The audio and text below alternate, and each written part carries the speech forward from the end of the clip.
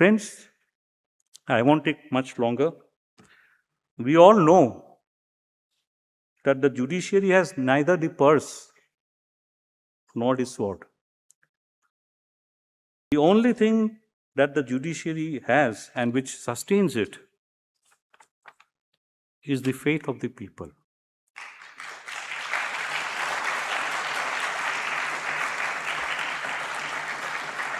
This is what Chief Justice Kania had said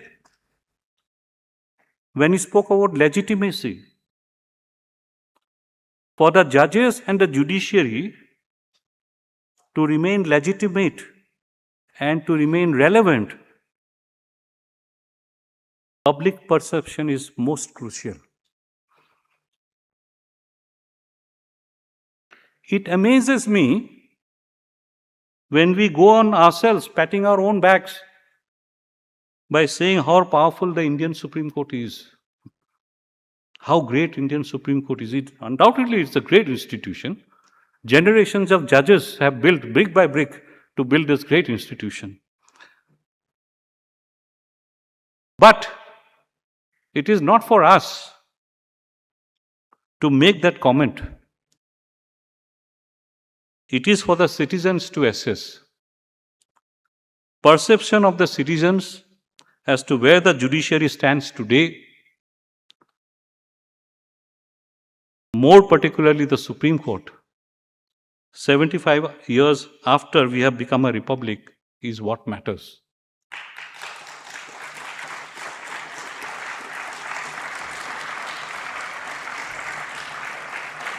On November 18, 2024, I attended a roundtable conference at the Constitutional Club, New Delhi. It was organized by Mr. Kailash Satyarthi and his Bachpan Bachao Andolan. Satyarthi wants to bring in an element of what he calls the compassionate quotient in justice delivery. So a roundtable discussion was held on the topic, role of compassion in achieving justice for all. A number of sitting and retired judges were present in that conference. About 5-6 retired judges, about 10 sitting Supreme Court judges were present, including Justice Gawai and myself. As I was listening to them, I was asking myself as to what could be the reason for having such a conference. Is it because there is a public perception that somewhere down the line, the courts or the judges are no longer seen as sensitive or compassionate or responsive towards the people? In that conference, when my turn came, I praised the bulldozer judgment of Justice Gawai, forbidding demolition of houses and premises by using bulldozers. But I said, it's a good judgment, no doubt, but it has come 2 years too late. It should have come 2 years earlier.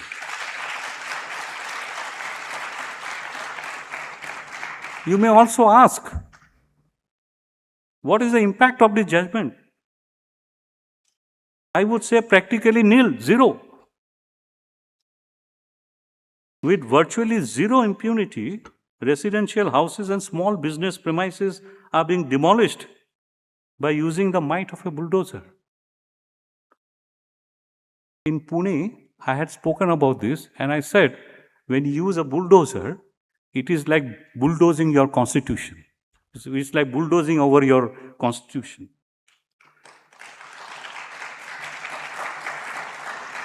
In that conference, I spoke about the need for judicial introspection. I had said, only if we introspect, we will be able to see or find out our shortcomings. I asked myself, I asked the group there, could the Supreme Court have done better regarding the migrant workers during the pandemic? Could it have done better during those testing times? We need to have a candid conversation on this. We need to find out our shortcomings or where we had gone wrong. It is only then there can be course correction. Building up on this, in my judgment in Wikimedia Foundation versus ANI Media, I said that for the improvement of any system, and that includes the judiciary, introspection is the key. That can happen only if there is a robust debate, even on issues which are before the court. Both the judiciary and the media are the foundational pillars of democracy, which is a basic feature of our constitution. For a liberal democracy to thrive, both must supplement each other. Friends, it will not be an exaggeration. I will not comment on any contemporary happenings in the country. I'll refrain from doing so. But it will not be an exaggeration to say that public space for expressing divergent opinion is shrinking in India.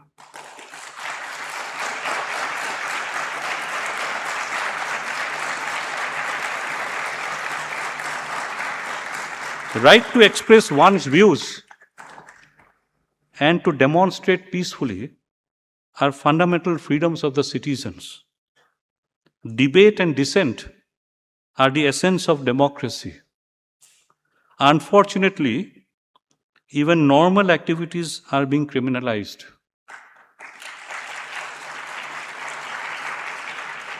People who come to voice their anguish over environmental degradation, which is a reality, are chased away as if they are criminals.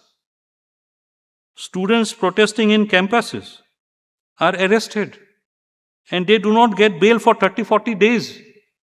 They are suspended, for which they have to go to the court. It takes time. These issues raise serious questions.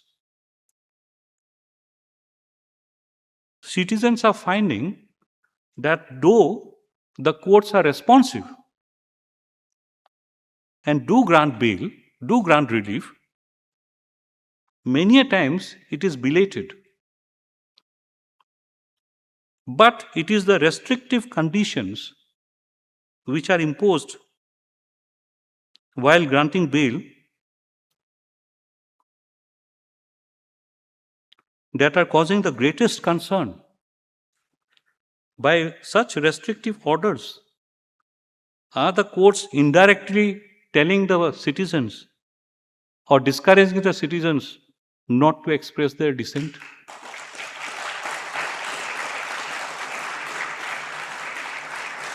It is not confined to any particular case.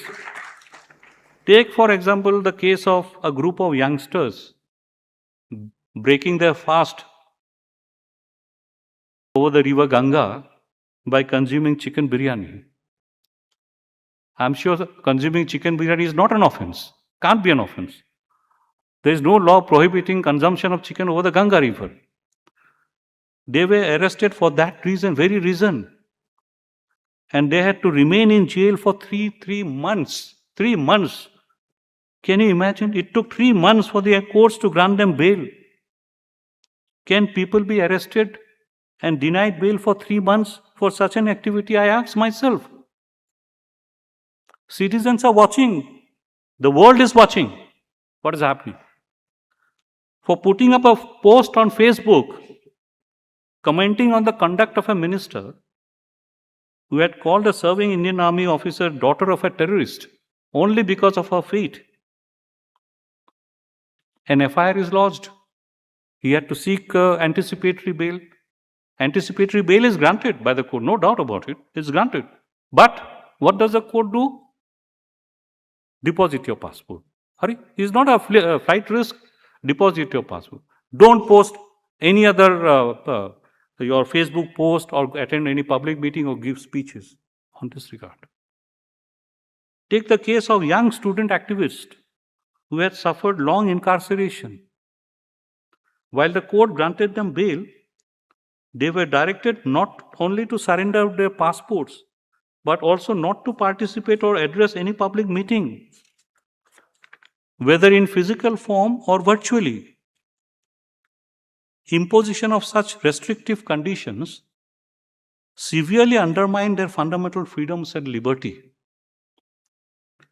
People would be justified in asking as to whether by passing such orders or by imposing such restrictive conditions, is the court also sending a message that do not participate in such public activity?